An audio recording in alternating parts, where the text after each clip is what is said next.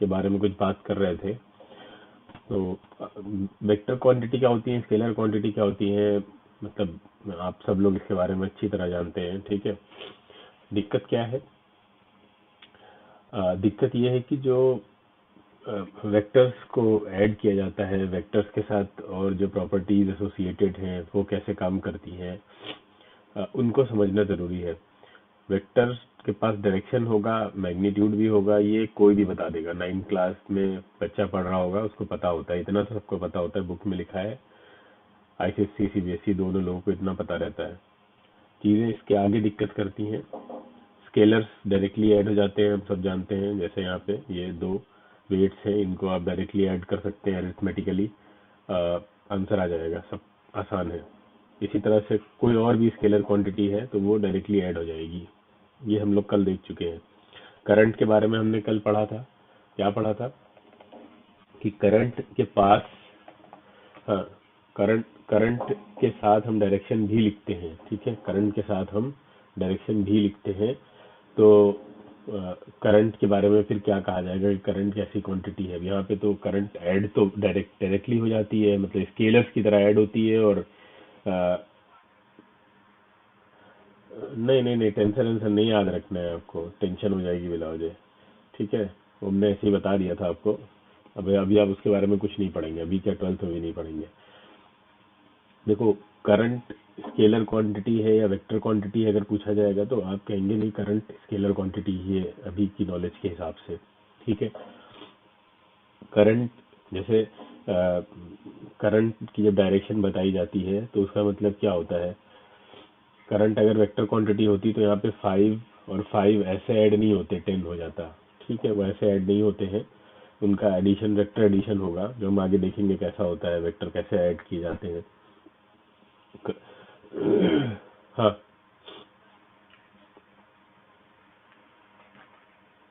तो अभी भी तो मैंने वही कहा है। आगे चल के वेक्टर कैसे बन जाएगा, अभी अगर स्केलर है तो, स्केलर है तो स्केलर ही रहेगा ना। कोई स्केलर 9th में स्केलर और 12th में जाके वेक्टर बन जाएगा क्या? ठीक है। हाँ, ठीक है। तो ये क्यों बोला जाता है करंट का फ्लो? करंट की जो डायरेक्शन होती है वो अपनी कोई इंडिपेंडेंट डायरेक्शन होती ही नहीं है। सबसे पहली लॉजिकल चीज ये समझिए, करंट की डायरेक्शन को हम इलेक्ट्रॉन फ्लो के अपोजिट मानते हैं। ये तो पता है ना, अब तो पढ़ चुके इलेक्ट्रिसिटी। तो करंट बनती ही इलेक्ट्रॉन के फ्लो से है। अगर इलेक्ट्रॉन फ्लो नहीं करेगा तो करंट की कोई एग्जिस्टेंस ही नहीं है अपने आप में। और बल्कि एक मतलब एक एब्सर्ड सी थिंग है जो उन्होंने मान रखी है पुरानी चीज़ों को जस्टिफाई करने के लिए, कि करंट की भी अपनी कोई डायरेक्शन होती है। ऐसा लगता है कि करंट कोई अपने आप में एंटिटी होती है, कि जब इलेक्ट्रॉन फ्लो करेगा तब वो उधर से भागती हुई आएगी। हालांकि हम जानते हैं ऐसा कुछ भी नहीं है। करंट अपने आप में कोई एग्जिस्टेंस थोड़ी ना है, उसका एग्जिस्टेंस तो इलेक्ट्रॉन का है और उसके फ्लो का है, और उससे करंट बनती है। इन फालतू के लिए उन्होंने मान रखा है कि करंट की डायरेक्शन को positive to negative, high potential से लो पोटेंशियल। ठीक है, तो करंट की डायरेक्शन को इलेक्ट्रॉन फ्लो के अपोजिट में माना जाता है, उसके रेफरेंस से जोड़कर, अपनी कोई इंडिपेंडेंट डायरेक्शन नहीं। इस तरह भी आप बोल सकते हैं, ये ज्यादा वैलिड पॉइंट लगेगा आपको। ठीक है, समझ में आई बात? हाँ, तो ये हमने देखा कि अगर कोई बॉडी पे दो इक्वल इन अपोजिट फोर्सेस लग रहे हैं, अलग अलग डायरेक्शन में लग रहे हैं, तो उनका अब अगर आप एडिशन करेंगे तो वो साइन के साथ लिखेंगे तो जीरो हो जाएगा, +5 -5। ठीक है, तो यहाँ आंसर क्या आने वाला है आपका? जीरो। ये हमने कल देखा था। हाँ, इसी तरह से यहाँ पे देखिए, इस केस में देखिए दो इक्वल वेक्टर्स हैं लेकिन सेम डायरेक्शन में हैं, तो दोनों प्लस के साथ ऐड होंगे। हाँ, ये दोनों जुड़ जाएंगे आपके, 10 न्यूटन आ जाएगा आपका आंसर। ठीक है, क्लियर? हम्म। अब यहाँ पे देखिए, नेट फोर्स बॉडी पे पूछ रहा है, बहुत आसान है कैलकुलेट करना, सेम डायरेक्शन में जुड़ जाएंगे। हाँ, 7 न्यूटन आंसर हो जाएगा आपका। ये अब बोल रहा है नेट फोर्स निकालो बॉडी पे। तो हाँ, तो अब देखेंगे हम कि वर्टिकली नेट फोर्स कितना है। तो वर्टिकली देखें तो नेट फोर्स जीरो होगा, क्योंकि +2 -2 अपोजिट डायरेक्शन में है।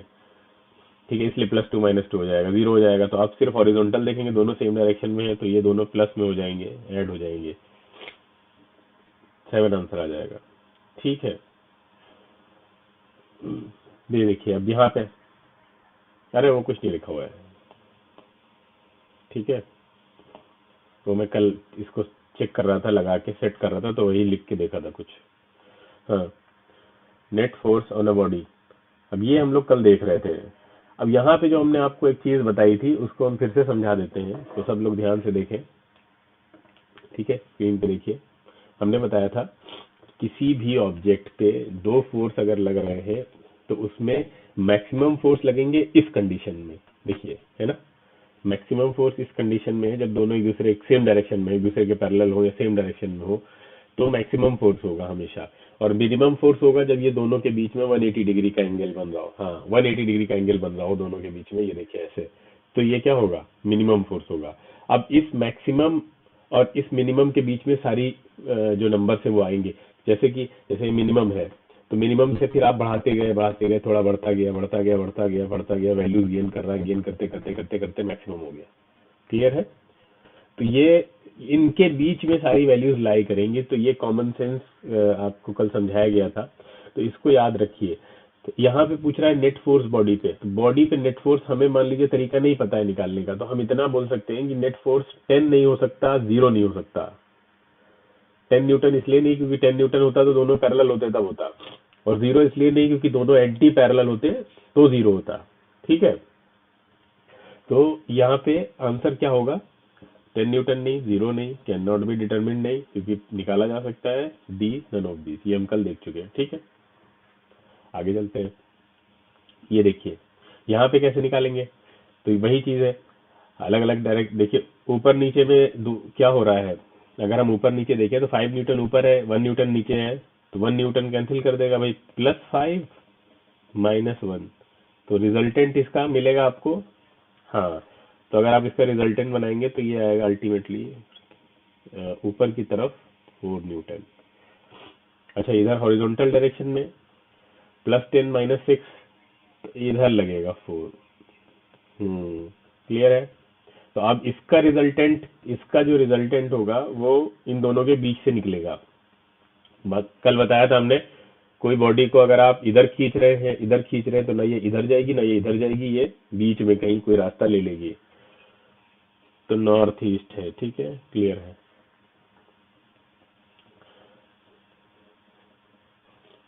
हाँ, तो क्या पता चला हमें कि जो कोई भी दो वेक्टर्स हैं, अगर, क्या दिख नहीं रहा है, स्क्रॉल डाउन की क्या जरूरत पड़ रही है, दिखना चाहिए ऐसे ही। अब नहीं कट रहा होगा। हम्म तो ये होगा क्या कि अगर दोनों इक्वल है, अब ध्यान से सुनिए, यहीं से कल प्रॉब्लम स्टार्ट हुई थी। अगर दोनों इक्वल हैं, दो वेक्टर्स हैं, दोनों एक दूसरे के परपेंडिकुलर हैं, अगर दोनों इक्वल है, समझ में आ रही बात, तो फिर जो उनका रिजल्टेंट होगा वो बिल्कुल मिडिल से जाएगा। क्या आवाज आ रही, नहीं आ रही है? ठीक है, तो उनके मिडिल से जाएगा। ठीक है, जैसे कि स्टार्टिंग में हमने देखा था, एक मान लीजिए एक वेक्टर है 5 न्यूटन का, दूसरा भी वेक्टर है 5 न्यूटन का। ठीक है, ये 5 न्यूटन, ये भी 5 न्यूटन। तो इसका रिजल्टेंट अगर आप बनाना चाहते हैं, तो हमने कल आपको बताया था, वो निकालने का तरीका है कि आप रेक्टेंगल बना लीजिए। सबसे पहले रेक्टेंगल बना लीजिए और इस ऐसे डायगोनल खींच दीजिए रेक्टेंगल का। ठीक है, ये अभी रेक्टेंगल क्या है, तो स्क्वायर बन जाएगा एक तरह का। ठीक है, ये भी 5 है, तो ये वर्टिकल लाइन जो है ये भी 5 होगा यहाँ पे, तो ये 5 है इसकी वैल्यू, तो इसकी वैल्यू भी 5 होगी, है ना। तो ये भी 5, ये भी 5 और ये 90 है। ठीक है, तो 90 है, तो इसका रिजल्टेंट कितना निकलेगा आप सब जानते हैं, 5 का स्क्वायर प्लस 5 का स्क्वायर, तो हो जाएगा 5√2। तो ये रिजल्टेंट वेक्टर ऐसे निकाला जाएगा जब दो परपेंडिकुलर वेक्टर्स की बात हो रही होगी, और डायरेक्शन क्या होगी, इनके बीच से जा रहा होगा, ये डायरेक्शन होगी और ये मैग्नीट्यूड होगा। रिजल्टेंट वेक्टर का मतलब ये है कि ये दो फोर्सेस आप लगा रहे हैं।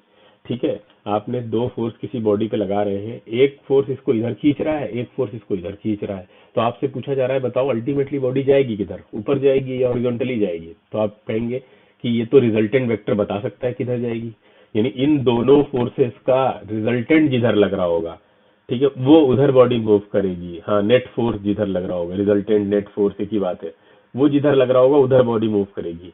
तो रिजल्टेंट फोर्स हमें ये बताता है कि बॉडी ना इधर जा रही है ना इधर जा रही है, इसके बीच का पाथ ले रही है, और कितने मैग्नीट्यूड से ले रही है वो अभी हमने आपके सामने निकाला 5√2 से। बात समझ में आई? अगर ये दोनों पैरेलल लगते, ऐसे लगते, तो दोनों बॉडी को इधर ले जाते 10 न्यूटन से, है ना। अब सिंस ये ऐसे नहीं लग रहे हैं, एक पर्टिकुलर एंगल बना रहे हैं, तो अब ये 10 न्यूटन से तो बॉडी को भगा के नहीं ले जा पाएंगे, उससे कम ही कम होगी वैल्यू, है ना। तो उससे कम कितनी होगी? अगर वो परपेंडिकुलर है तो उनकी वैल्यू होगी 5√2, और उनका डायरेक्शन होगा उनके बिल्कुल मिडिल से होके जा रहा होगा वो। यानी हॉरिजॉन्टल से एंगल अगर आप निकालना चाहते हैं तो वो भी आप निकाल सकते हैं tan थीटा से, ट्रिग्नोमेट्री में पढ़ा होगा इतना, परपेंडिकुलर अपॉन बेस। तो ये परपेंडिकुलर और बेस दोनों सेम ही है, तो 1 आ जाएगा। 5/5 आप करेंगे तो 1 आ जाएगा। तो tan थीटा की वैल्यू 1 है, और किस थीटा के लिए 1 होती है? tan 45 के लिए 1 होती है। तो 45 यानी बिल्कुल मिडिल से जा रहा है।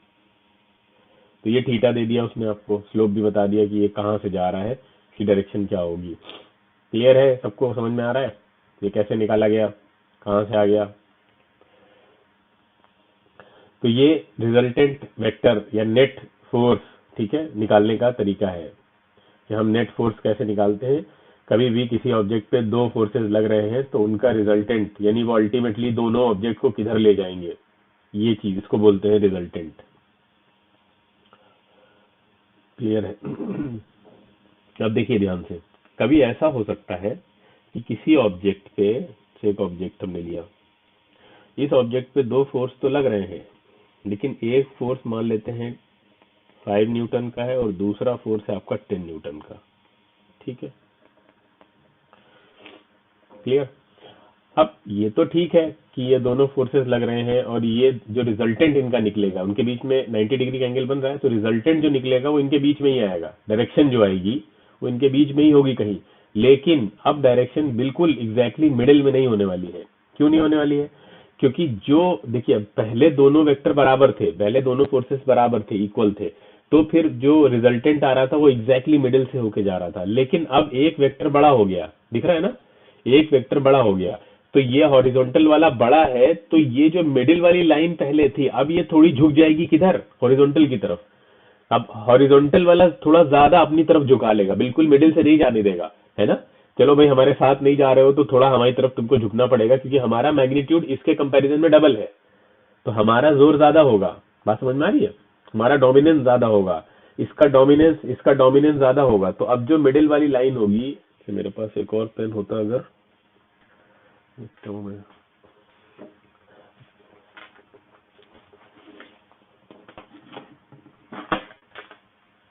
नहीं है, चलो छोड़ो।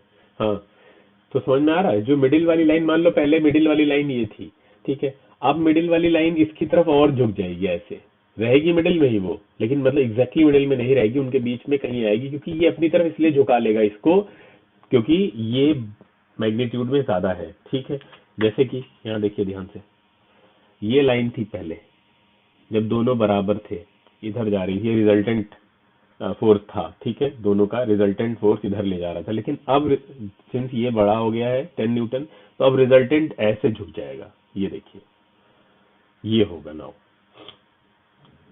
बात समझ में आ रही है? बोलो, क्लियर है सबको? हाँ, बड़े मैग्नीट्यूड की तरफ झुक जाएगा वो। तो ये इस तरह से रिजल्टेंट वेक्टर डिटरमाइन किया जाएगा। अब अगर ये चीज बिल्कुल एग्जैक्टली अपोजिट हो जाए, तो देखो ध्यान से, यहाँ पे देखो किधर झुक गया ये, अब ये बड़ा है, ये छोटा हो गया, देखो ध्यान से, ये वाला ये छोटा है ना हॉरिजॉन्टल वाला, और वर्टिकल बड़ा है। तो अब जो लाइन है वो जाएगी तो मिडिल से, लेकिन किधर झुक जाए? अब वो किधर हो जाएगी? वर्टिकल की तरफ झुक गई। देखो ध्यान से, बीच से कहाँ जा रही है? ये बीच वाली है, और ये वो है जो झुक गई है, वर्टिकल की तरफ चली गई है। देखो एंगल भी ज्यादा हो गया है हॉरिजॉन्टल से, ये भी दिखा रहा है कि वर्टिकल से एक पास है वो। समझ में आ रहा है? नहीं आ रहा है? हम्म, आ रहा है, हाँ। कौन सा? अरे बेवकूफ, बस समझाने के लिए लिखा हुआ है, पॉइंट टू कैसे आया है। ठीक है, वो एंगल तो है ही है, वो निकाला गया है एंगल, ये जीआईएफ था, लेकिन जीआईएफ इस पे आईपैड पे चलता नहीं है, इसलिए तुमको ये दिख रहा है, ना वो अभी ये पीपीटी पे चला रहे होते तो ये ऐसे पूरा उठता हुआ दिखता तुम्हें यहाँ से यहाँ तक। वो एंगल है, एंगल नहीं पॉसिबल है 68.2। तो फिर कहाँ से आया? साइंटिफिक कैलकुलेटर से आ जाएगा, उसमें वैल्यू डालो निकल आता है, मैनुअली इसमें से निकलेगा ये। हाँ, तो इतना समझ में आ गया सबको? बोलिए, कोई डाउट किसी बच्चे का? तुम लोग क्लास में डाउट हुआ करे तो पहले पूछा करो। चलिए ठीक है। क्वेश्चन पूछ रहा है what will be the distance travelled by the boy. Distance तो सबको पता है कितनी होगी, 30, है ना? हाँ, अब बताइए। 0 होगा पक्का? हम्म, none of this है। इसमें ऑप्शन नहीं है, हाँ? अच्छा, इसको अगर हमें रिजॉल्व करना होता है तो हम उससे कैसे समझेंगे कि आखिर ये 0 हुआ कैसे? चलो उसको बताते हैं, वेक्टर फॉर्म में लिख के बताते हैं इसको। देखो, वेक्टर फॉर्म में हम 4 डायरेक्शन सबसे पहले बना लेते हैं, ठीक है? सब लोग उसको याद रखते हैं न्यूज से, नॉर्थ, ईस्ट, वेस्ट, साउथ। देखिए ध्यान से, ये हो गया ओरिजिन, ठीक है? ओरिजिन हो गया। ओरिजिन से वेक्टर्स को कैसे ड्रॉ किया जाता है, मतलब आप इसको, जैसे अभी हम पीछे देख रहे थे ना, ये इसको कैंसिल कर रहा है, ये इसने इसको कैंसिल कर दिया, तब हमने निकाला था कि कितना आ रहा था नेट इफेक्ट। तो यहाँ 0 आ रहा है, तो इसको भी हम कैसे, अगर इसको वेक्टर फॉर्म में लिखें तो कैसे निकालेंगे? तो सबसे पहले देखिए आप, सबसे पहले 10 मीटर का लग रहा है, बोलिए, है ना? 10 मीटर का है, तो 10 मीटर किधर जा रहा है? नॉर्थ और ईस्ट के बीच में, है ना?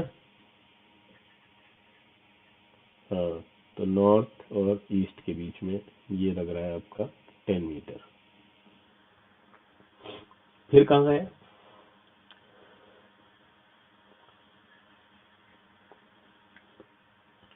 साउथ ईस्ट पे नीचे आ रहा है ये वाला, देखिए ये वाला दूसरा वेक्टर उठाइए, ये किधर आ रहा है?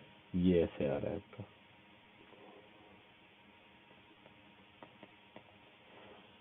तीसरा कहाँ है? चलो अच्छा, इसको भी हम बताएंगे बाद में, अभी तुम लोग थोड़ा ज्यादा हो जाएगा। चलो पहले ये बताओ,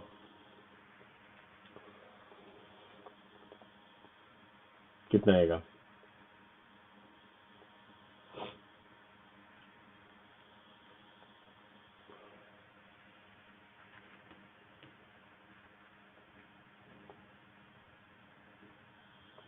हम्म,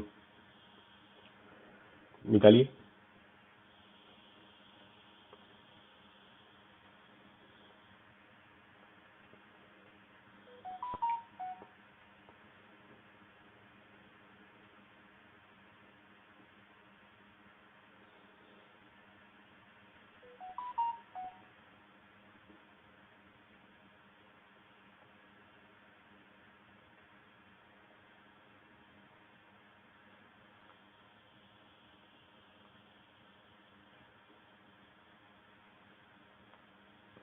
अभी तक नहीं आया किसी का?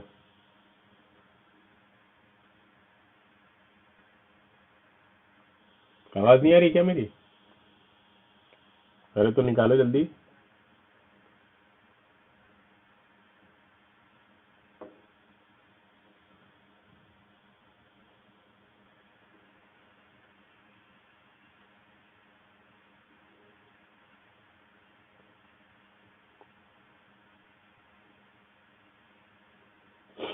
निकलवाएं? हो गया? बताओ आंसर। नहीं आ रहा है, चलो कराते हैं। देखिए, ये तो पता है यहाँ से यहाँ तक ये होगा आपका डिस्प्लेसमेंट, पता है नहीं पता है? ये भी नहीं पता। 5√10 आया एक आंसर। देखिए, अब इसको कैसे करना चाहिए था हमको? आसान तरीका क्या है करने का, ये यहाँ से इसकी लेंथ आपको निकालनी है। तो आप क्या करिए, यहाँ से एक परपेंडिकुलर ड्रॉ करिए नीचे, ठीक है? और ये बना लीजिए राइट एंगल ट्राइंगल, बन गया। हाइपोटेन्यूज निकालना है आपको। अब आपको पता है ये 5 है, तो ये भी 5 होगा, क्लियर है? ये 10 है यहाँ से यहाँ तक आपका, और ये 5 है, क्योंकि देखिए ऊपर 5 लिखा हुआ है, तो ये 5 हो गया। तो इसका मतलब ये 5 है और ये पूरा आपका 15 है ना? अब क्या दिक्कत थी? तो आसान हो गया। तो आपको सिंपली क्या करना है, 15 का स्क्वायर प्लस 5 का स्क्वायर। तो इसमें भी ये तुम लोग नहीं कर पा रहे थे, हाँ? कोई आंसर ओरली हो गया तो आंसर तो किसी का नहीं आया।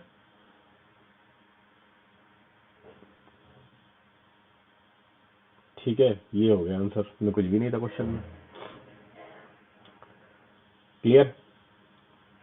बताइए इसको करने। अब इसमें एंगल अगर निकालना हो तो एंगल भी निकल आएगा।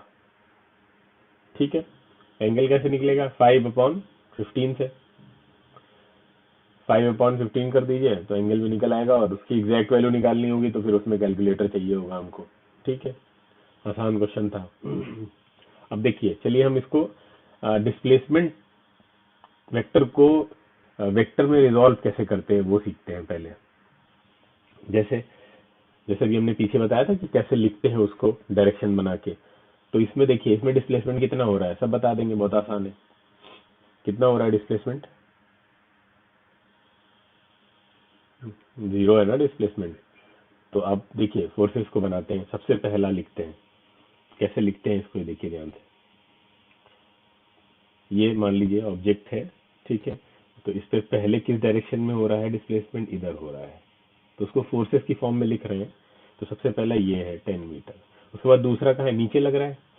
दूसरा देखिए ये वाला नीचे है, तो आप यहीं से ऑब्जेक्ट ही ऐसे नीचे ले जाएंगे, ये 10 मीटर। तीसरा कहाँ है? तीसरा है देखिए ये वाला है, अगर लेफ्ट साइड में लग रहा है तो ये यहाँ से ऐसे चला जाएगा। और चौथा कहाँ है? लास्ट वाला देखिए ऊपर है, तो ये ऐसे ऊपर बन जाएगा। अब देखिए कितना आंसर आएगा, रिजल्टेंट निकालेंगे आप यहाँ 0। हाँ, तो ऐसे बनाया जाता है, मतलब वेक्टर फॉर्म में अगर इसको बनाना है। रिजॉल्व इसको बोलते हैं, रिजॉल्व करना। रिजॉल्व का मतलब होता है जिस जिस डायरेक्शन में फोर्सेस लग रहे हैं एक सिंगल बॉडी पे, तो वो उसको रिजॉल्व करना, बनाना कि ये इस डायरेक्शन में लग रहा है तो कैसे बनाएंगे। उस बॉडी को सेंटर में रखेंगे और उस पर फिर जिस जिस डायरेक्शन में फोर्सेस लग रहे होंगे उस फिगर में, उसको अलग अलग तोड़ देंगे टुकड़ों में। उसको बोलते हैं रिजॉल्व करना। बात समझ में आ रही है? क्लियर? फिर फिर क्या होता है, नेट निकालना आसान हो जाता है, रिजल्टेंट निकालना आसान हो जाता है। तो निकाल दिया हमने, क्या 0 आ रहा था। इसी तरह से चलिए इसको करते हैं, अब थोड़ा ट्रायंगुलर शेप में है, कैसे बनाएंगे इसको। देखिए ध्यान से, ये हो गया आपका बॉडी, मान लेते हैं। सबसे पहला इस पे किधर लग रहा है? 10 लग रहा है, तो आप पहले ये बना लीजिए वैसे। ठीक है, तो अब देखिए 10 है, तो ये कितना, ये देखिए सब 10-10 है, तो इसका मतलब ये 60-60 होंगे सब, है ना। ये इक्विलेटरल ट्राइंगल है, दिख रहा है। तो इक्विलेटरल है, तो इसका मतलब यहाँ से हॉरिजॉन्टल से 60 बना रहा होगा पहला वाला। तो पहला कुछ आपका ऐसे लगेगा, ये ऐसे 10 है ना, ये 60 बनाएगा। दूसरा दूसरा डाउनवर्ड डायरेक्शन में 60 बना रहा है, ठीक है। तो वो ऐसे चला जाएगा 10, ये 60। देखो ध्यान से, क्या सही होगा? अच्छा, तीसरा क्या कर रहा है? तीसरा बिल्कुल स्ट्रेट जा रहा है, तो तीसरा ऐसे जाएगा ना, ये ऐसे।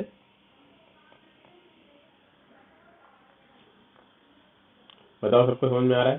सबके बीच में, हाँ, ये हमने रिजॉल्व कर लिए। एंगल कितना कितना बन रहा है सबके बीच में, तीनों वेक्टर्स के बीच में? नहीं भाई, 120 बन रहा है, देखो ध्यान से। ये देखिए, क्लियर है? तो ऐसे हम रिजॉल्व करते हैं इनको, वेक्टर्स को। आपको रिजॉल्व करना, कौन 60 कहाँ गया? तो ट्राइंगल में जब इनको मिला के ट्राइंगल बनाओगे तब बनेगा ना। अभी तो हमने इनको अलग अलग तोड़ा है, अभी तो हमने इनको अलग अलग बॉडी पे दिखाया है तोड़ के आपको। ठीक है, तो अब ये एक दूसरे पे जब कॉमन एंगल बराबर बन रहा होगा इनके बीच में, ऐसे वेक्टर्स जब ऐसे लगे होंगे और इनके बीच में एंगल बराबर बन रहा है, तो वो एक दूसरे को सब कैंसिल आउट कर देंगे, एक दूसरे के इफेक्ट को। अब सोचो कि बीच में मान लो रिजुल खड़ा है, ठीक है, यहाँ पे ये रिजुल खड़ा हुआ है और 3 लोग रिजुल को बराबर से खींच रहे हैं। तो रिजल्ट को कौन खींच के ले जाएगा? तीनों का मैग्नीट्यूड बराबर है, यानी तीनों का जो एफर्ट है वो बराबर लग रहा है और तीनों के बीच में एंगल बराबर है, तो रिजल्ट को कौन ले जाएगा खींच के? बताइए। कोई नहीं, रिजल्ट वही रहेगा, यानी रिजल्टेंट क्या होगा? अरे जीरो होगा ना, सही है, क्लियर है। हाँ, तो आसान है तो समझना, क्लियर है। बताइए, जैसे कि मान लो एक और कोई और एग्जांपल ले लेते हैं, अगेन रिजल्ट को ही ले लेते हैं, ठीक है। अब मान लो रिजल्ट को 6 लड़कियां खींच रही हैं, not for the good reasons, ठीक है। अब ये देखिए, सबके बीच में एंगल बराबर है, 45 45 45, बताओ किधर ले जाएंगे खींच के? नोवेयर, ठीक है। हाँ, रिजल्टेंट क्या रहेगा? जीरो। क्लियर है, आप समझ में आई बात? तो ये जो डिस्प्लेसमेंट जीरो आया था उसको आप वेक्टर फॉर्म में रिजॉल्व करके बता सकते हैं कि अच्छा ये ऐसे जीरो आया है तो ये ऐसे है, ये इस टाइप से कुछ हो रहा होगा। क्लियर है, समझ में आई बात? हाँ, तो आगे चलते हैं। ये देखिए डिस्प्लेसमेंट यहाँ भी जीरो होगा कि नहीं? ये आपने हेक्सागन देखा है इससे पहले? नहीं देखा? देखा है। तो हेक्सागन में क्या होता है? हेक्सागन में जैसे मान लीजिए आप, ये सेंटर है इसका, है ना, और सेंटर से अगर हम इसको सारे पॉइंटर्स मिलाएं, ये तो ये सबकी साइडें बराबर होती हैं। यहाँ से देखिए, ये भी 1 रहता है, ये भी 1 है, क्योंकि एंगल ये बराबर होते हैं सब। ये 60, ये 60, ये भी 60 होता है, ठीक है। सब इक्विलेटरल, छोटे छोटे इक्विलेटरल ट्राइंगल से मिलकर बना होता है ये। हेक्सागन कितने ट्राइंगल से मिलकर बना है इक्विलेटरल? 6 6 है ना, 6 इक्विलेटरल ट्राइंगल से मिलकर बना होता है। अब यहाँ पे भी आप इमेजिन करिए कि बीच में कोई है और सबके बीच में एंगल बराबर है ना, तो अगर आप इसको रिजॉल्व करेंगे तो ऐसे ही बन जाएगा बिल्कुल। देखो इसको बना के, बना तो कोई रहा नहीं है, ऑफलाइन चल रहा होता तो पूछते। चलो अच्छा, बनाते हैं हम। ये एक बॉडी है, ये देखिए ये बॉडी है, और इसके ऊपर आप अगर ऐसे वेक्टर्स को ड्रॉ करेंगे तो सबसे पहले कहाँ जाएगा? सबसे पहला किधर लग रहा होगा? ये मान लीजिए एक्सिस बना ली हमने, तो सबसे पहला इधर जा रहा होगा, ये 1 न्यूटन मान लो। फिर एंगल कितना बनाएगा? एंगल 60। हाँ, उसके बाद बनाइए दूसरा, ये होगा ना, बोलो ये सब 60, इस तरह से बनाते चले जाइए। तीसरा ये होगा, ये भी 60। क्लियर? इस तरह से आप सारे इस पे बना सकते हैं। चौथा कौन सा होगा? ये देखिए, यहाँ आ जाइए,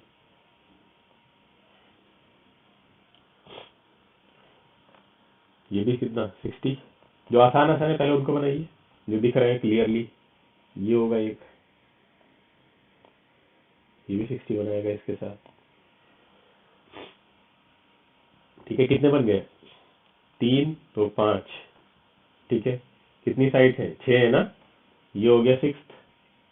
तो 3 उधर की तरफ बने, 3 इधर बने, बिल्कुल मिरर इमेज। क्लियर है? तो रिजल्टेंट 0 होगा ऐसे। आगे चलते हैं हम लोग। What will be the displacement of the body या बॉय? ये बताइए, अच्छा क्वेश्चन है।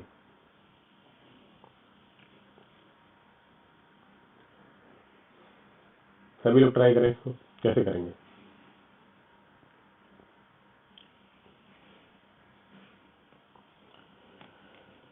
देखिए, डिस्प्लेसमेंट तो यही होगा, ये तो ऑब्वियस सी बात है, शॉर्टेस्ट डिस्टेंस, है ना। अब दिक्कत ये है कि निकले कैसे? तो अभी हमने इसका तरीका एक आपको इससे पहले बताया, आसान सा। वहां हमने एक सेंटर लिया था, याद है? और सेंटर से हम क्या कर रहे थे? सब इक्विलेटरल ट्रायंगल बना रहे थे, ये भूल गए? कुछ लोग तो अभी सो रहे होंगे, ज्वाइन हो गए होंगे लेकिन सो रहे होंगे, सोच रहे होंगे रिकॉर्डिंग देख लेंगे, छोड़ो रिकॉर्डिंग तो आनी है ना। देखिए ये ऐसे ऐसे बनाए थे हमने। अब देखिए सबके बीच का एंगल, सब लोग ध्यान से सुनो, ये बहुत इंपॉर्टेंट है। अच्छा वाह, कुछ लोगों का आंसर भी आ गया, चलिए ठीक है, अच्छी बात है। √3 मुझे लग रहा है सही है आंसर। अब देखिए यहाँ पे क्या था, ये एंगल सबके कितने थे, ये 60-60 थे। हाँ, तो ये 60 है ना, और ये भी 60 होगा, बोलो ध्यान से। तो ये दोनों, ये पूरा कितना होगा 120, तो इसका मतलब ये कितना होगा, हाँ सामने पड़ रहा है 120, ये भी होगा पूरा। क्लियर है, इतनी बात समझ में आ रही है? आ रही है। अब 1 1 है तो ये भी 1 होगा, ये भी 1 होगा, है ना, ये तो 1 ही है इधर पे। अब देखिए हम कैसे करते हैं इसको।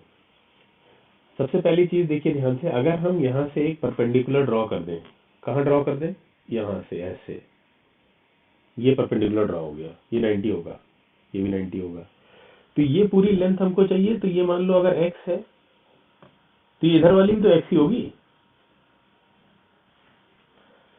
या मान लो चलो x नहीं भी है उधर, y मान लो, निकल तो वो भी आएगी क्योंकि आइडेंटिकल है बिल्कुल दोनों ट्राइंगल। तो y भी मान लो अगर, तो भी निकल आएगा। तो आपको वैल्यू किसकी निकालनी है, x प्लस वाई की ना, बोलो, वही तो है डिस्प्लेसमेंट। अच्छा, दो ट्राइंगल है, एक एक ट्राइंगल उठाओ। पहले ट्राइंगल में देखिए आप, तो अब x निकालना कोई मुश्किल काम नहीं है, कैसे निकालेंगे भाई, ये कुछ ऐसे बना हुआ है ट्राइंगल, ध्यान से सुनो, ये हो गया 90 डिग्री, और ये हमने यहाँ उठा लिया इस ट्राइंगल को, क्या बन गया, ठीक है, ये 90 डिग्री है, और ये 1 है, और ये आपका x है। तो बताओ कैसे निकलेगा, ये 60 है ना, ठीक है, बिल्कुल मिडिल से हमने एंगल बाइसेक्टर मारा है वहां से, तो ये 30 हो, बोलो 30 होगा ना, ये तो ये 90 है, 60 तो 30, तो बताइए x की वैल्यू क्या आएगी, ट्रिग्नोमेट्रिक फंक्शन लगाना पड़ेगा आपको। अब इसका एक आसान तरीका समझिए कैसे करते हैं ऐसे क्वेश्चंस को, सब लोग ध्यान से सुने। जब कभी भी किसी राइट एंगल ट्राइंगल में, सब लोग ध्यान से सुनो, बहुत इंपॉर्टेंट है, मैथ में भी काम आएगा। किसी राइट एंगल ट्राइंगल में अगर ये एंगल थीटा है, बेस एंगल की बात कर रहे हैं, बेस एंगल अगर थीटा है तो आप दोनों परपेंडिकुलर और बेस दोनों की वैल्यू आप कैसे निकाल सकते हैं, अगर आपको ये थीटा पता है तो याद रखना है कि जो परपेंडिकुलर होगा इस बेस एंगल जहां बना रहे हैं आप, उसके सामने वाली जो साइड होगी, ठीक है, जो बेस एंगल आप बना रहे हैं उसके जो सामने वाली साइड होगी, क्लियर है,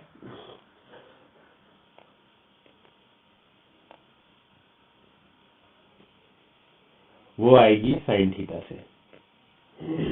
साइन थीटा से मल्टीप्लाई करा दीजिए आप और वैल्यू निकल आएगी। हाँ, हाइपोटेन्यूज दिया होना चाहिए, ध्यान इस बात का रखना है आपको, क्या दिया होना चाहिए, हाइपोटेन्यूज आपके पास होना चाहिए।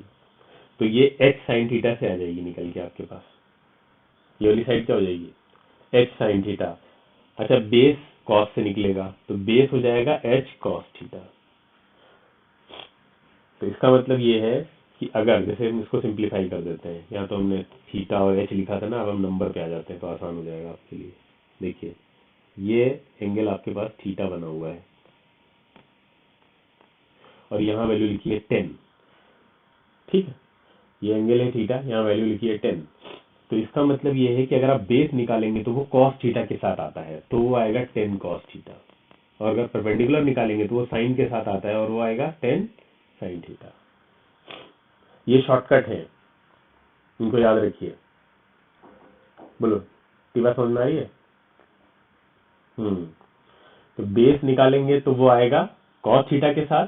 हाँ, एंगल ध्यान रखिएगा, एंगल यही होना चाहिए हॉरिजॉन्टल वाला, ये एंगल होगा तो फिर मामला, फिर आप इसको बेस मानिए और इसको वो मान के निकालिएगा, क्लियर है। जिधर एंगल बन रहा होगा ना जिस साइड पे, उसको बेस मानेंगे, ये गलती होती है हम लोगों से, जिधर एंगल बना होगा उसको बेस मान लेंगे, कोई दिक्कत नहीं है। अब देखो यहाँ कितना आसान हो गया सिस्टम, ये 60 है, बोलो ध्यान से, ये 60 है, 60 है तो 60 वाले को अगर आप बेस मानते हैं तो ये 30 हो गया, छोड़ो 30 वाले को बेस मानिए क्योंकि एक्स निकालना है ना आपको। तो हाइपोटेन्यूज 1 है ना यहाँ पे, देखो ध्यान से, हाइपोटेन्यूज 1 दे रखा है, अभी हमने आपको बताया था हाइपोटेन्यूज 1 है। हाइपोटेन्यूज 1 है तो hypotenuse into base cos theta होता है, तो कॉस 30, तो एक्स की वैल्यू कितनी आ जाएगी यहाँ से, एक्स की वैल्यू यहाँ से कितनी आ जाएगी भाई, 1 से 1 की तो कोई वैल्यू नहीं है, तो क्या आएगी 1 cos 30 होगी ना, 1 cos 30। और इसी तरह ये y की वैल्यू यहाँ से कितनी आ जाएगी, ये भी 30 है, तो y की वैल्यू यहाँ से आ जाएगी 1 cos 30, है ना, 1 cos 30, दोनों को ऐड कर दीजिए आप, तो आपको x प्लस वाई मिल जाएगा। तो यहाँ से ये क्या देता है आपको, ये होता है √3/2 और ये भी होता है √3/2, तो √3/2 प्लस √3/2 ऐड करेंगे तो √3 आ जाएगा आंसर आपका। बोलो, किसी को ना समझ में आया फिर से समझाते हैं।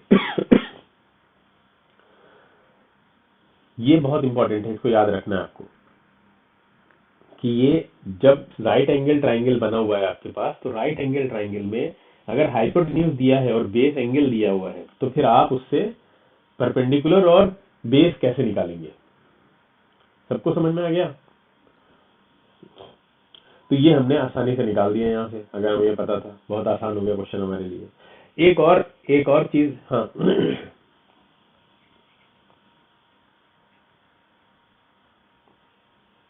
हम्म हम्म हम्म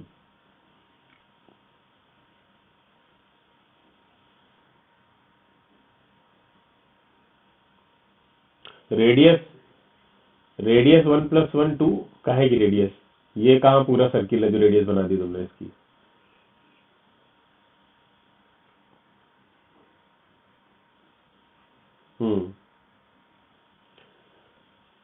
तो ये, हाँ,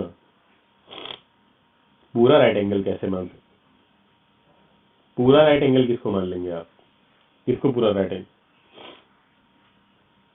हाँ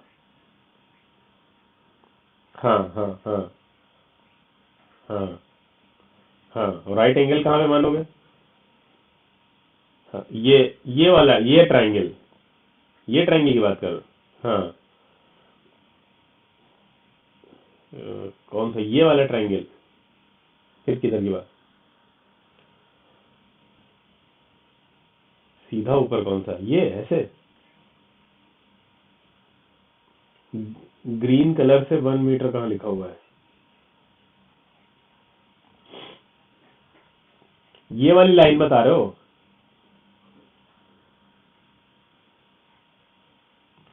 ये तो एरो ऐसे बनी है, ये वाली, ये तो इसमें तो 90 डिग्री कहाँ बना लोगे इसमें,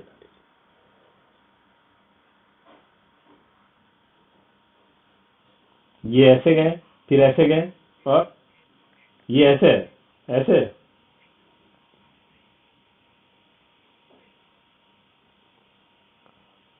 नहीं समझ में आ रहा तुम क्या बोल रहे हो मुझे, यहाँ 90 कहीं बनेगा ही नहीं, 90, अच्छा इसको बना रहा है, ठीक है, गॉट इट, 6, ये 30 और ये 60 ना, ये बोल रहे हो,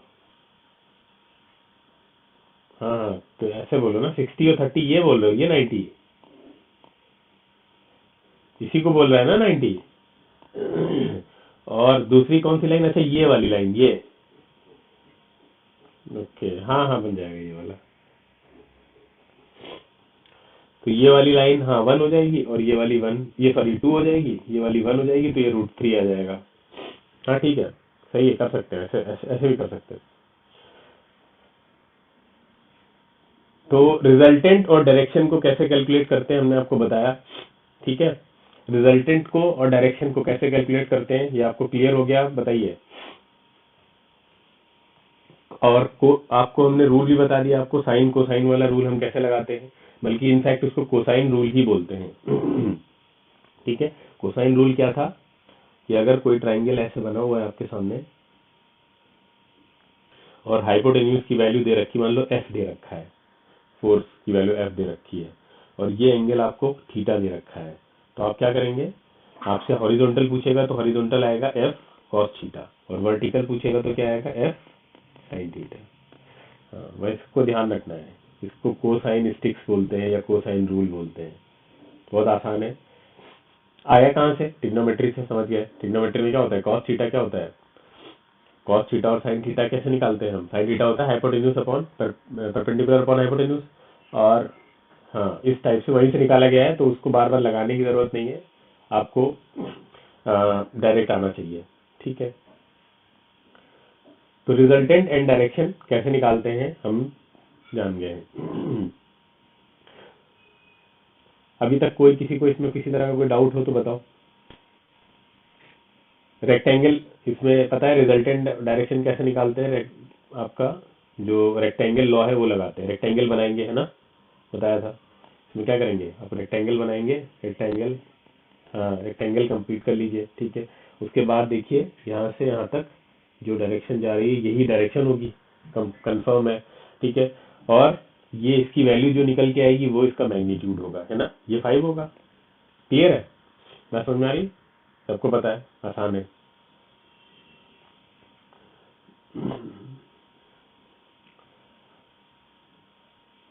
तो रिजल्टेंट फोर्स का मैग्नीट्यूड क्या होगा इसका, इस वाले क्वेश्चन का पूछ रहा है, जल्दी बताइए निकाल के।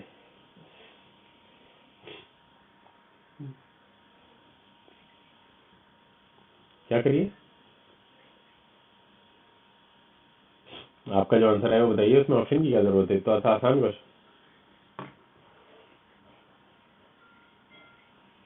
क्या करना है, बस खाली आप उसको रेक्टेंगल रेक्टेंगल बनाइए।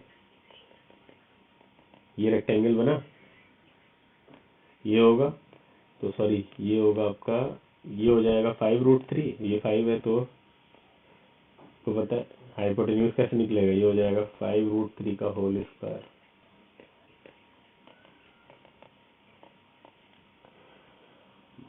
75 + 25,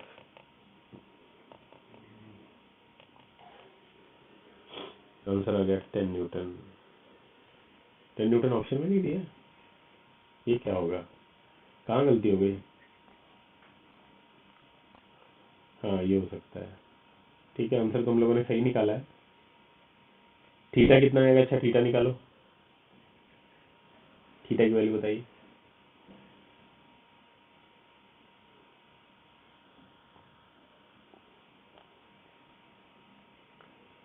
थीटा की वैल्यू बेटा कितनी है ना, tan theta is equal to होता है perpendicular upon base, perpendicular 5√3 base 5, 60 degree, है ना। अब देखिए 60 आया ना, 45 नहीं आया, 45 से ज्यादा इसलिए आया क्योंकि ये वाला ज्यादा है ना, हमने बताया तो वो खींच लेगा अपनी साइड पे। हाँ, तो उसने अपनी साइड पे खींच लिया, 15 डिग्री, 15 डिग्री अपनी साइड पे खींच लिया। बोलो, ये सबको क्लियर है, किसी को ना हो तो पूछे वो दोबारा।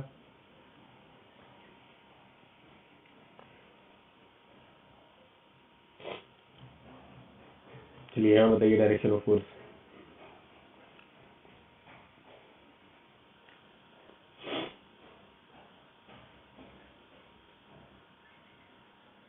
हाँ, तो ये जो क्वेश्चन था ना पीछे वाला, ये इसी के ऑप्शन दे रखे हैं, देखो ध्यान से।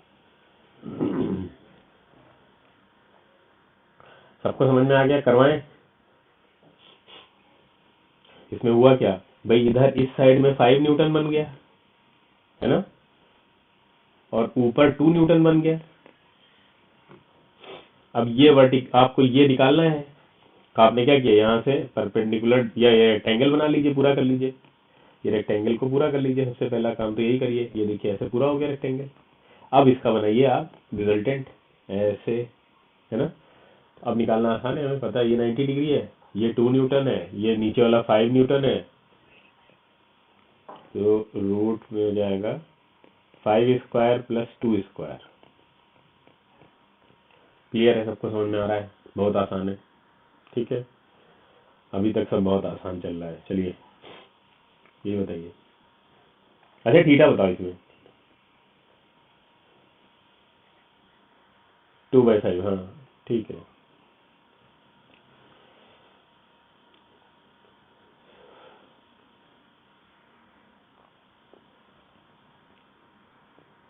ये बताइए।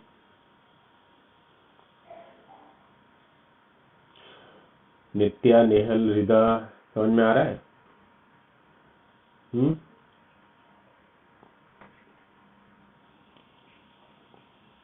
5 न्यूटन, ये निकालिए, सभी लोग निकालें इसको।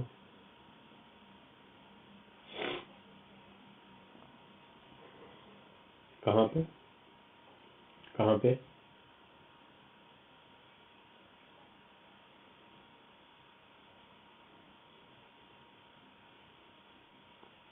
नहीं नहीं नहीं, वो 7n ही है खाली, कुछ नहीं है। मतलब भूल जाए।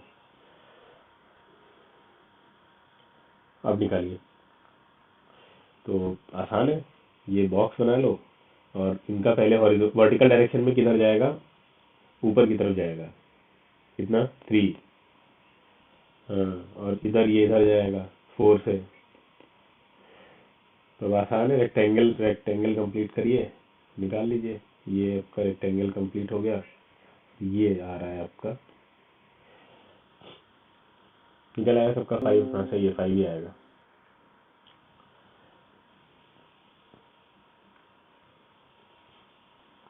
इसमें थीटा निकालना है, बहुत आसान है, थीटा भी निकाल सकते हैं आप, कोई दिक्कत की बात नहीं है। क्लियर है? समझ में आ रहा है सबको? चलिए बताइए।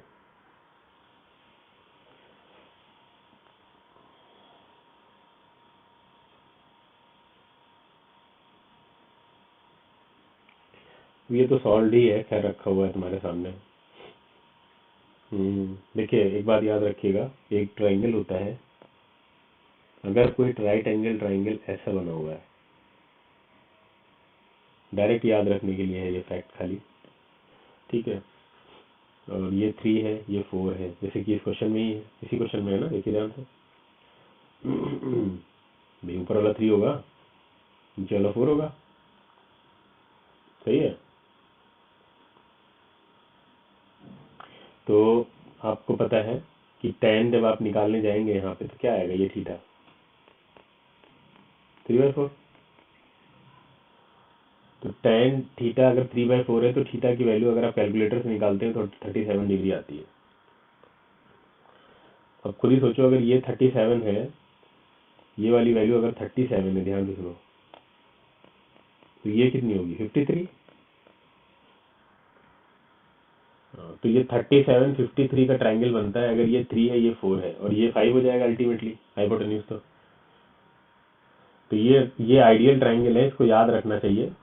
फिजिक्स में तो ये बहुत काम आता है, और जनरली लोगों को याद होता नहीं है ये, क्योंकि हम निकाल तो सकते नहीं है, तो हमें कुछ चीज़ें मेमोराइज भी करनी पड़ती हैं। तो याद रखना, जब अगर tan की वैल्यू 3/4 आ रही है, तो इसका मतलब थीटा 37 बनेगा। और अगर थीटा 37 दिया है, तो आप डायरेक्टली निकालिए कि 37 के सामने वाली जो साइड होगी परपेंडिकुलर वाली, वो 3 होगी, और जो 53 के सामने, वैसे ही आपको पता है अगर एंगल बड़ा है तो उसके सामने की साइड भी बड़ी होगी, ये तो पता है, पढ़ा है नहीं पढ़ा है?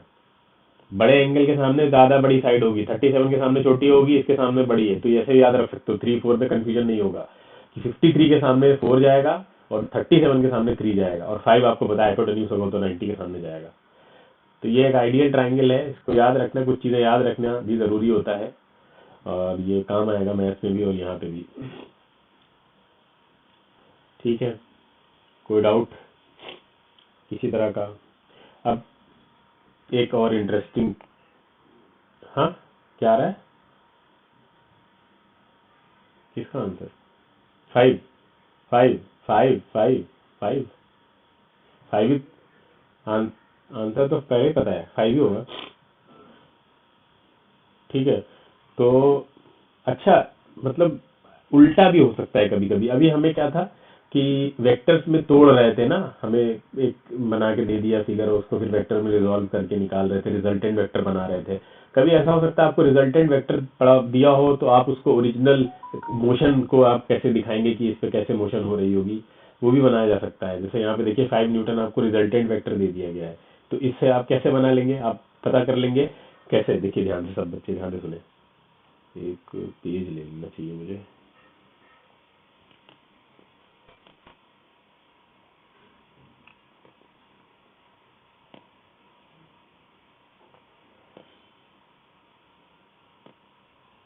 हम्म, अगर मान लीजिए आपको दे रखा है, रिजल्टेंट वेक्टर दे रखा है,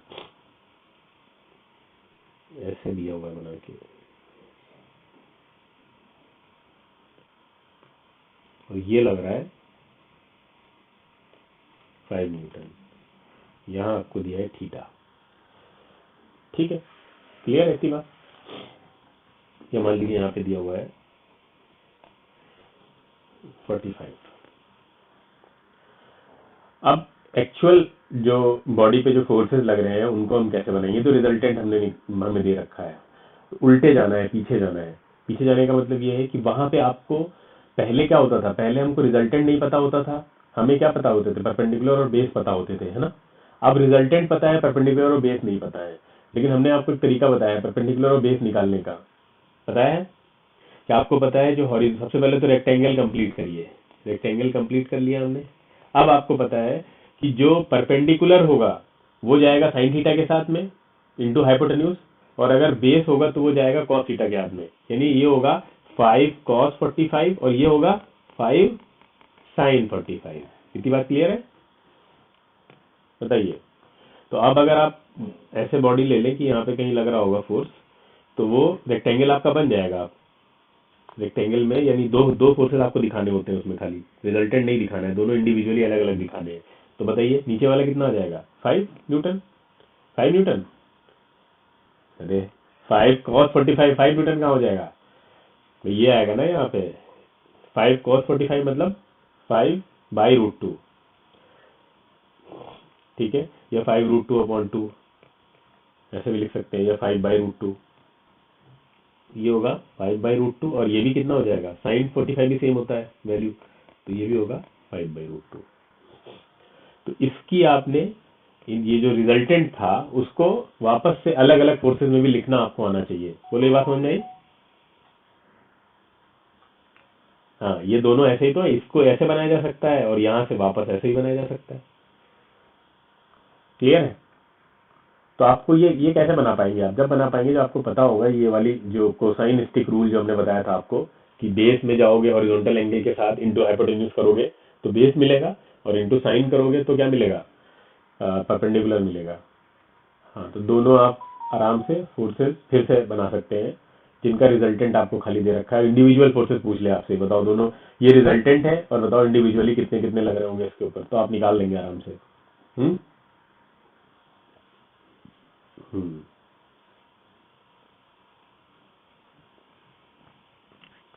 तो ये हो गया आपका आज के लिए वेक्टर का। जितनी चीजें हमें समझनी थी आज वेक्टर में, ये हमने समझ लिया। अब एक इम्पॉर्टेंट चीज बचती है, छोटी सी, बहुत छोटी सी, और वो है डायरेक्शन। ठीक है, करा दे या नेक्स्ट टर्न पे कराएं?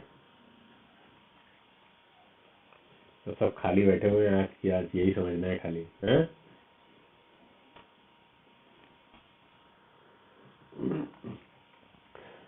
चलिए ठीक है।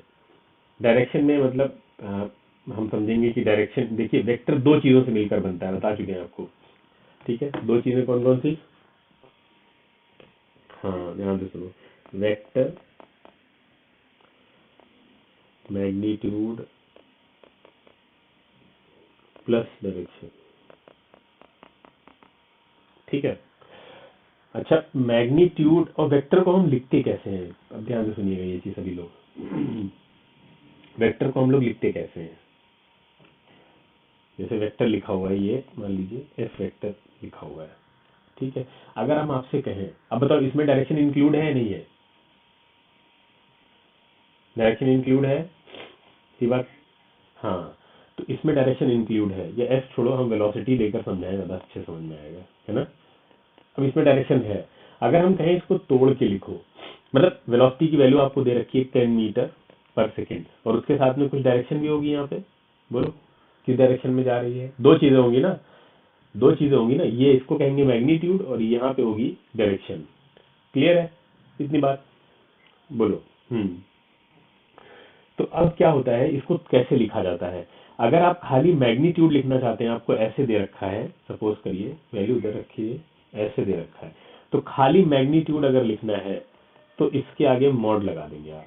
हाँ, ये दिखाएगा आपको सिर्फ मैग्नीट्यूड। कितनी बात समझ में आ रही है? बोलो। मॉड लगा दीजिए, मॉड में सिर्फ मैग्नीट्यूड आ जाएगा। ठीक है, तो मॉड लगा के आप सिर्फ मैग्नीट्यूड लिखेंगे। अगर मॉड नहीं लगाए तो उसमें समझ लो डायरेक्शन भी इंक्लूडेड है ऑलरेडी। दूसरी चीज, नहीं एरो हटाने की जरूरत नहीं है। हाँ, इसका एक तरीका ये भी है लिखने का, ये बराबर है तो ये दोनों, मतलब मैग्नीट्यूड की बात हो रही है अगर, तो ये दोनों बराबर हो गए आपके।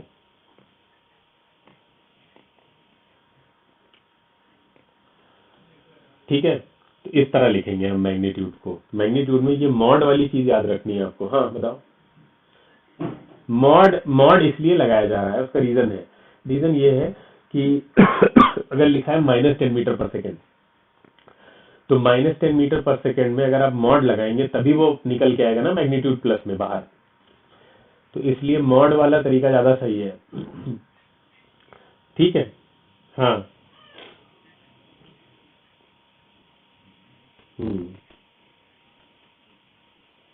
मैग्नीट्यूड को मॉड से दिखाया तो, हाँ बता रहे हैं ना, मतलब आ तो रहे हैं, वहीं पे तो आ रहे हैं धीरे धीरे कि वेक्टर का रिप्रेजेंटेशन कैसे होगा, हम वही समझ रहे हैं अभी फिलहाल। वेक्टर को कैसे डिनोट किया जाता है, लिखा जाता है। दो तरह से वेक्टर को लिखा जाता है। सब बच्चे अब ध्यान से सुने, बहुत इंपॉर्टेंट पार्ट आ रहा है आज का।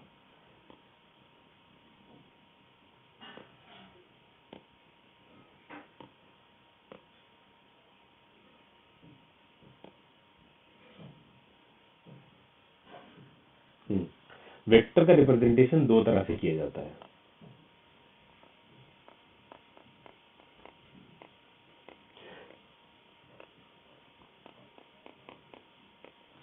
कौन कौन सी है दो तरीके? वो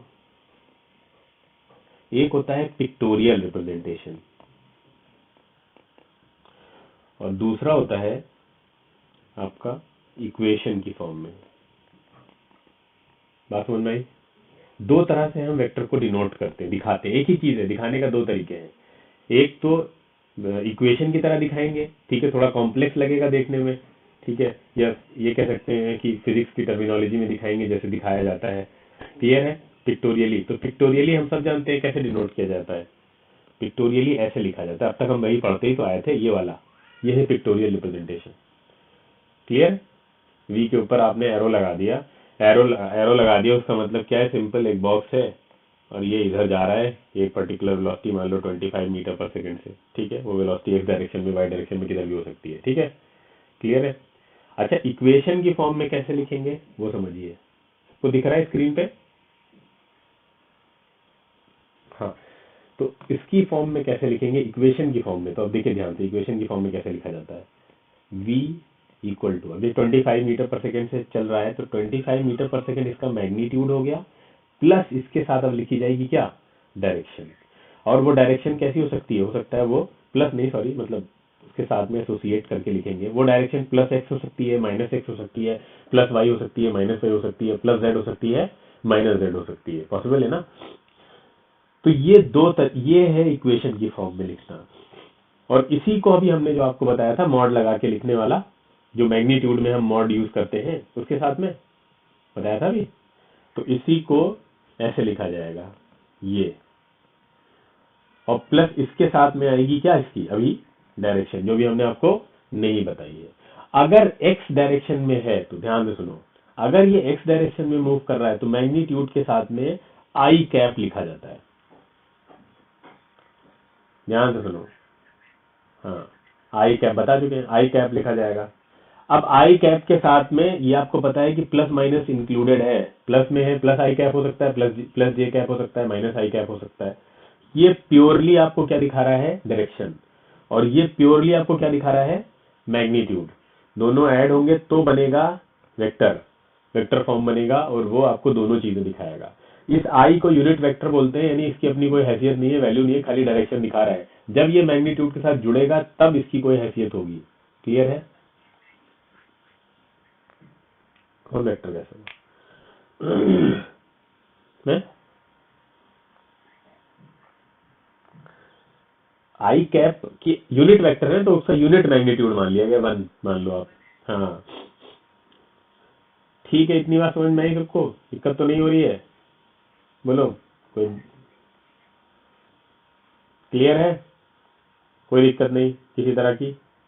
तो इस तरह से हम लिखते हैं वैल्यू, मतलब वेक्टर का मॉड में अगर करके लिखा है तो इसका मतलब उसका मैग्नीट्यूड हम जानना चाह रहे हैं। मैग्नीट्यूड में प्लस माइनस कुछ नहीं जुड़ता है। और साथ में डायरेक्शन के लिए हम आई कैप जे कैप के कैप लगाते हैं कि वो डायरेक्शन दिखाता है। और ये दोनों मिल के आपको देते हैं क्या? कंप्लीट वेक्टर, यानी वेक्टर का नोटेशन जो है। अच्छा, तो यहां से हम ये भी कह सकते हैं कि अगर आप आई कैप खाली निकालना चाहते हैं तो उसको ऐसे भी निकाला जा सकता है, वेक्टर को डिवाइड करिए उसके मॉड से। भाई इक्वेशन में लिखने को तो ये भी लिख सकते हैं, क्या दिक्कत है? यहाँ पे दिख नहीं रहा होगा ना, नीचे ऊपर लिखते हैं। इसको समझिए यहाँ पे ध्यान से। यानी यहाँ पे हम ये भी चीज लिख सकते थे ना कि जैसे कि since v is equal to है मॉड लगा दो और इंटू इसके साथ आई। तो अब ये आई की वैल्यू आप यहाँ से ऐसे भी निकाल सकते हैं, डिवाइडेड बाई ये। क्लियर है? हाँ, और इसी तरह से आप वो भी निकाल सकते हैं क्या भाई, इसका रिवर्स कर दीजिए आप। रिवर्स करने का मतलब क्या है कि अगर आप निकाल रहे हैं, हाँ, तो मॉड निकाल रहे हैं अगर, तो मॉड भी कैसे आ जाएगा? इसको डिवाइड कर दीजिए किससे? यूनिट वेक्टर से। हाँ, इतनी बात सबको समझ में आ रही है कि भारी लग रहा है सबको भी? आसान है, कुछ है नहीं वैसे। तो यही यूनिट वेक्टर्स होते हैं आई जे के कैप, जो सिर्फ डायरेक्शन बताने के लिए लाए गए हैं, साथ में मैग्नीट्यूड के साथ में जोड़ दिए जाते हैं, वो डायरेक्शन बताते हैं। ठीक है, जैसे मान लीजिए लिखा हुआ है आपके पास, सपोज करिए आपके पास लिखा हुआ है कि माइनस का 2a वेक्टर। ठीक है, माइनस का 2a वेक्टर लिखा हुआ है। तो इसमें आपको पता है क्या मैग्नीट्यूड होगा, क्या डायरेक्शन होगी, निकाल सकते हैं? बताइए, क्या निकाल सकते हैं? कैसे?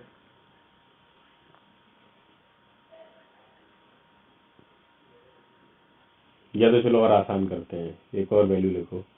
मान लेते हैं ए वेक्टर है और ए वेक्टर है यहाँ पे 4 न्यूटन के बराबर। तो ए बाई टू कितना हो जाएगा?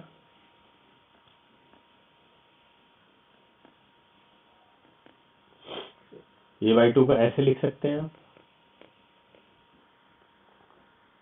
तो वो कितना हो जाएगा? 2 न्यूटन हो जाएगा। 2 न्यूटन हो जाएगा। ठीक है, तो अब अलग करके लिखना आना चाहिए आपको। जैसे -2a हमने लिखा था, तो -2a में कैसे लिखेंगे? मैग्नीट्यूड को कैसे अलग करेंगे इससे? मैग्नीट्यूड कितना आ जाएगा हमारे पास? मैग्नीट्यूड आ जाएगा मॉड में ये, बोलो, मॉड लगा दीजिए, मैग्नीट्यूड मिल गया आपको। क्लियर है? जो कि बाहर निकल के देगा आपको 2a। हाँ, क्लियर है? और इसके साथ में डायरेक्शन होगी। अब वो direction I cap J cap के कैप कुछ भी हो सकती है, माइनस आई कैप माइनस के कैप माइनस जे कैप में से भी कुछ हो सकती है। तो आई जे के, हाँ,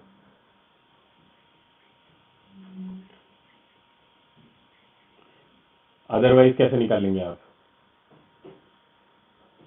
ठीक है, क्लियर है? किसी बच्चे को कुछ समझ में ना आया हो तो बताया। तो डायरेक्शन के लिए वो कैप यूज किया जाता है, आई कैप जे कैप के कैप, इसके साथ आई कैप लगा, इसका मतलब ये एक डायरेक्शन में है, पॉजिटिव एक डायरेक्शन में। ठीक है, इसके साथ जे कैप लगा हुआ है तो मान लीजिए पॉजिटिव वाई डायरेक्शन में है, के कैप लगाए तो पॉजिटिव जेड डायरेक्शन में है। तो डायरेक्शन दिखाने के लिए यूनिट वेक्टर्स का यूज किया जाता है। ठीक है, और यूनिट वेक्टर अगर आपको निकालना हो तो कैसे निकालते हैं, पीछे बता चुके हैं आपको। यूनिट वेक्टर निकालने का तरीका है सिंपल सा कि आप वेक्टर को डिवाइड कर दें उसके मॉड से। बोलो, वेक्टर को डिवाइड करते हैं उसके मॉड से, तो आपका यूनिट वेक्टर आ जाता है। ठीक है, तो ये एक और नई चीज हमने सीख ली कि ए जो होगा, यानी जो वेक्टर होगा, उसमें दो चीजें होंगी, एक डायरेक्शन होगा, एक उसका मैग्नीट्यूड होगा। हम्म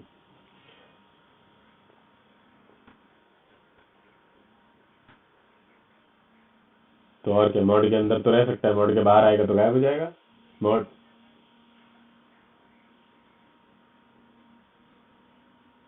माइनस लिखना,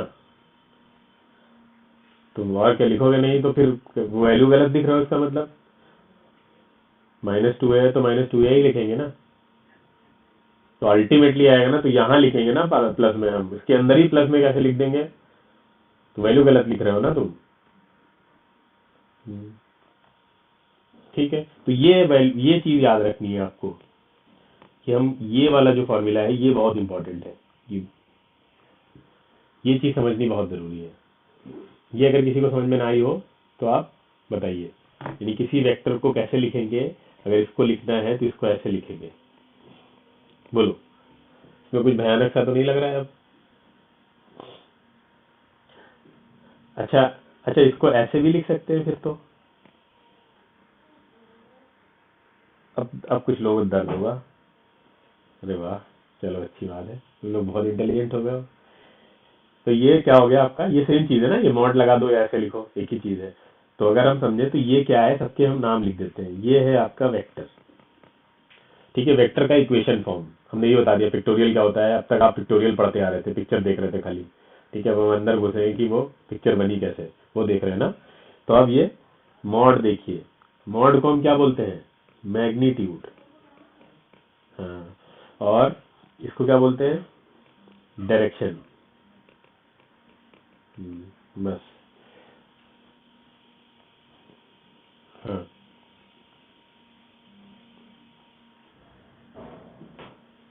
बिल्कुल, वेक्टर तो है ही। क्या कर रहे थे, क्या कर रहे थे हैं, क्यों क्यों क्यों रॉन्ग कैलकुलेशन में? हाँ, तो वेक्टर एडिशन की वहाँ कहाँ जरूरत पड़ रही थी, वहाँ जरूरत कहाँ, हाँ, वहाँ कहाँ जरूरत पड़ रही थी?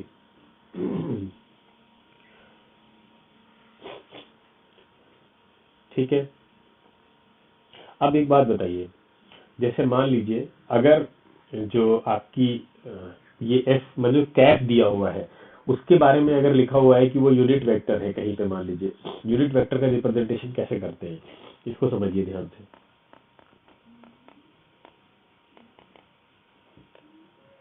अब ये यूनिट वेक्टर भी एक कहानी है, मतलब एक तरह की दिमाग से बनाई गई, जैसे कैलकुलस में बहुत सारी चीजें आपने देखी थी, या फिजिक्स में भी कई चीजें आप करंट के बारे में देख चुके हैं। तो यूनिट वेक्टर भी कहीं ना कहीं एक चीज को डिफाइन करने के लिए बनाया गया है। तो यूनिट वेक्टर का रिप्रेजेंटेशन कैसे होगा, जैसे मान लीजिए लिखा हुआ है फोर्स है 10 न्यूटन, और यहाँ लिखा है आपने इन ईस्ट, ठीक है, 10 न्यूटन इन ईस्ट। तो आपको पता है कि जो मैग्नीट्यूड है वो क्या है, 10 है। मैग्नीट्यूड क्या है, 10 है यहाँ पे, ठीक है। और न्यूटन यूनिट है, और ईस्ट क्या है, डायरेक्शन है। बोलो, तीनों चीजें तो क्लियर है सबको, ये मैग्नीट्यूड है, ये यूनिट है, और ये डायरेक्शन है। इतना सबको पता है, क्लियर है। अब अगर यहाँ पे हम पूछें कि भाई बताइए वेक्टर को हम और कैसे लिख सकते हैं, जो हम पीछे देखते हुए आ रहे थे, तो क्या ये एफ को ऐसे लिखा जा सकता है क्या, एफ वेक्टर को हम कैसे लिख सकते हैं, इसका मॉड पूरा, यानी 10 Newton in east divided by 10 Newton. अगर हम ऐसे करें तो क्या हम निकाल रहे हैं बताओ अभी? नहीं नहीं नहीं नहीं, ये क्या निकाल रहे हैं बताओ? नहीं, वेक्टर कहाँ निकाल रहे हैं, हटाओ इसको, अब बताओ क्या निकाल रहे हैं? हमने किसको किससे डिवाइड किया और क्या निकलता है इससे ऐसा करने पर? अरे हमने ये किया है ना, ध्यान से देखो,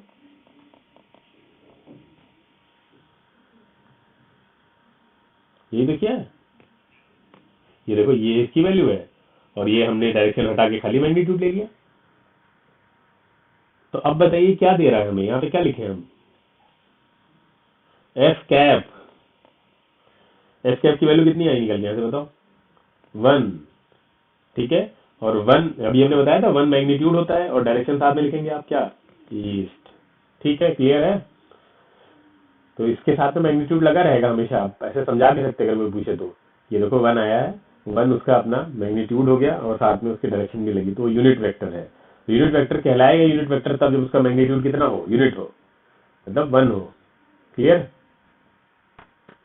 तो इसका मतलब ये है कि हम एक बार लिखने जा रहे हैं कि एफ कैन बी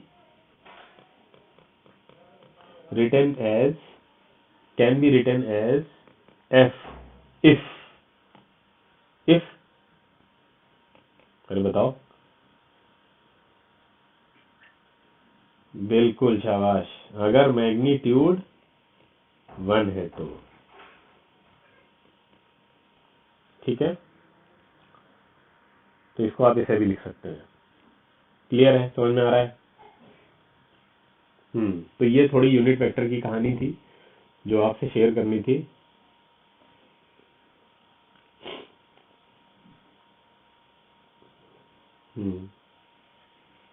अब हम लोग इस पे आगे चलेंगे अगले सेशंस में कुछ, और इक्वेशन फॉर्म को एक्सप्लोर करेंगे। जो हमने इनिशियल में तो कुछ लोगों ने लिखा देखा था ना, two x i plus sorry 2i+y j करके लिखा हुआ था, 7j करके। तो वो उसको कैसे लिखा जाता है और वो कहाँ से आया है, वो इक्वेशन फॉर्म है। कहो तो आज भी करा सकते हैं, फिर थोड़ा सा चलो थोड़ा कर लेते हैं अगर कुछ लोगों को। हाँ, कि वो कैसे करते, इक्वेशन फॉर्म आती कहाँ से, कैसे लिखते हैं, क्योंकि ये बेसिक था। अब तक जो हम करा रहे थे बुक में नहीं मिलेगा आपको कहीं। मतलब बुक में वेक्टर स्टार्ट हो जाते हैं तो फिर वो उसमें कहीं कुछ बेसिक और वो सब कुछ नहीं है। वो उनका जो पढ़ाने का तरीका है, जो बुक्स है उनकी बात कर रहे हैं। तो अब देखिए यहाँ पे, जैसे मान लीजिए आपको हमने वेक्टर अभी बताया था कि जो रिजल्टेंट वेक्टर निकालने का तरीका बता रहे थे हम आपको, कि उसमें एक परपेंडिकुलर डायरेक्शन में लग रहा है, एक और बेस या हॉरिजॉन्टल डायरेक्शन में लग रहा है, वर्टिकल डायरेक्शन में लग रहा है, तो कैसे बनाते थे उसको बनाते। जैसे मान लीजिए ये घर है आपका और ये आपका यहाँ पे कॉलेज है। तो ये आप जाने के कितने तरीके हैं। एक आप ऐसे गए, ठीक है, तो मान लेते हैं ये 4 मीटर। उसके बाद ऐसे चले गए, ठीक है, जाते टाइम तो आप यही रास्ता लेंगे, जितना ही देर लगे, अच्छा है, एक दो पीरियड छूट जाए, है ना। ये हो गया 3 मीटर। लेकिन वापस आते टाइम आप ऐसे आएंगे। हाँ, ठीक है, तो ये हो गया डायरेक्शन। ये डिस्प्लेसमेंट हुआ ना, इसी को तो बोलेंगे डिस्प्लेसमेंट। अब देखिए, ये आप एक्स डायरेक्शन में गए थे, तो ये वाली डायरेक्शन, इसको एस एक्स ऐसे लिखा जाएगा, डिस्टेंस या डिस्प्लेसमेंट मान लीजिए अपना। और ये वाई डायरेक्शन में गए हैं आप, ये कौन सी डायरेक्शन है, वाई है, कितना, 3 मीटर। की बात समझ में आ रही है, बोलो। अब इसको लिखने का तरीका देखिए, इसको कैसे लिखेंगे हम, बहुत आसान है। एस एक्स एक्स डायरेक्शन में चली गई distance, s y y direction में चली गई डिस्टेंस या डिस्प्लेसमेंट। मान लो स्ट्रेट लाइन है तो वो डिस्टेंस डिस्प्लेसमेंट एक ही हो जाएगा, सिंगल सिंगल लेके चल रहे हैं। तो टोटल डिस्प्लेसमेंट अगर आप लिखेंगे तो वो डिस्प्लेसमेंट किस दो डिस्टेंसेस का सम है। एक्स एस एक्स का आई डायरेक्शन में, यानी आई कैप के साथ आप लेंगे इसको, प्लस एस वाई का वाई डायरेक्शन में चली गई है और उसकी डायरेक्शन लेनी पड़ेगी भाई। एस एक्स और एस वाई तो मैग्नीट्यूड है ना खाली, तो आई जे लगाने के बाद ये वेक्टर बन जाएंगे। और जब दो वेक्टर का सम करेंगे आपको तो डिस्प्लेसमेंट मिल गया। ठीक है, तो ये ऐसे लिखा जाता है। ये है थोड़ा सा लिखने का भयानक सा तरीका। खाली मैग्नीट्यूड की बात अगर करें तो फिर आप खाली क्या कर दीजिए, एस एक्स और एस वाई को ऐड कर दीजिए। हाँ, तब कोई दिक्कत नहीं होने वाली। इसी तरह से इसको थर्ड मतलब 3 डायमेंशनल फॉर्म में अगर आप इमेजिन करेंगे तो 3 डायमेंशनल फॉर्म में भी यही होगा, वहां जेड आ जाएगा तीसरे में, है ना। हाँ, क्लियर है, इतना सबको समझ में आ रहा है। तो ऐसे लिखते हैं हम लोग। ये है तरीका लिखने का। एक्स फॉर्म में मतलब आई फॉर्म, आई जे के जो लिखा जाता है वो सिर्फ डायरेक्शन दिखाने के लिए कि कैसे किस डायरेक्शन में ऑब्जेक्ट भाग रहा है। जैसे कि यहाँ देखिए तीनों डायरेक्शन बना लेते हैं।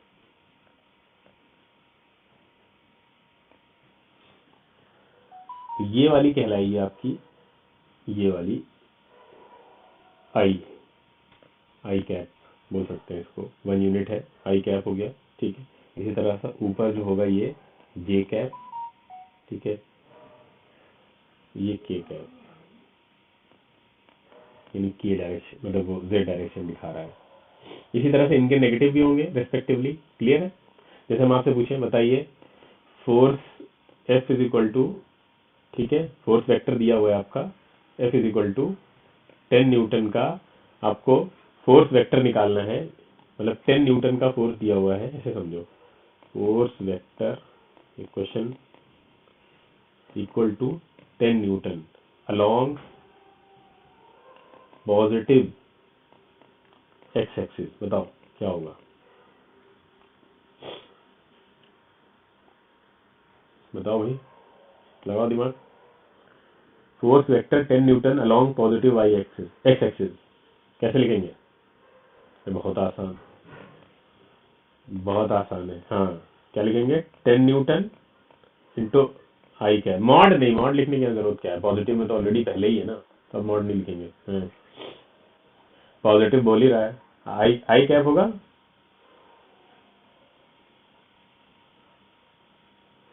हाँ, तो प्लस आई कैप होगा, सही कह रहा है। ठीक है, ये होगा नोटेशन। क्लियर है?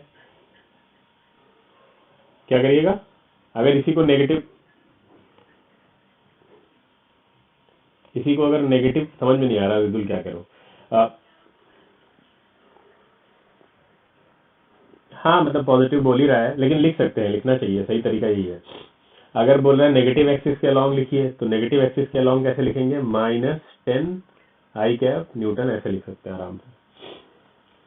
कैसे भी रीअरेंज करके लिख सकते हैं, दो चीजें आपको लिखनी है। इसी तरह से जैसे क्वेश्चन दे दे मान लो आपको कि बताइए फोर्स दे रखा है, फोर्स वेक्टर आपको दे रखा है 20 न्यूटन, और इसको बताना है along negative Z axis, along negative Z axis. तो क्या होगा? अलोंग नेगेटिव जेड एक्सिस,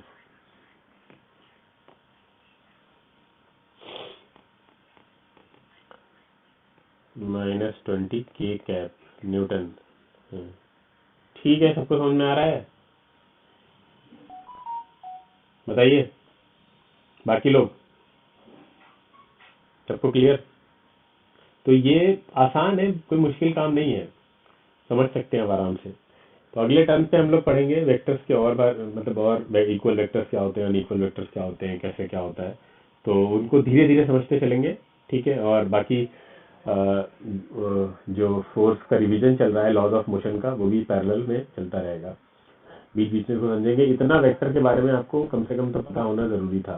बाकी और आगे पूरा कवर करते चलेंगे धीरे धीरे, और मेनली वेक्टर एक्स्ट्रा क्लास में ही चलेगा, तो हम पहले ही बता चुके हैं आपको, और मेन क्लास में हमारा रिवीजन आगे बढ़ेगा। ठीक है, तो कोई डाउट्स है तो आप अगली क्लास में पहले उसको पूछिए, इसकी रिकॉर्डिंग देखिएगा, और उसके बाद आगे चलेंगे। ठीक है, चलिए एंड करते हैं। ट्यूसडे होगी।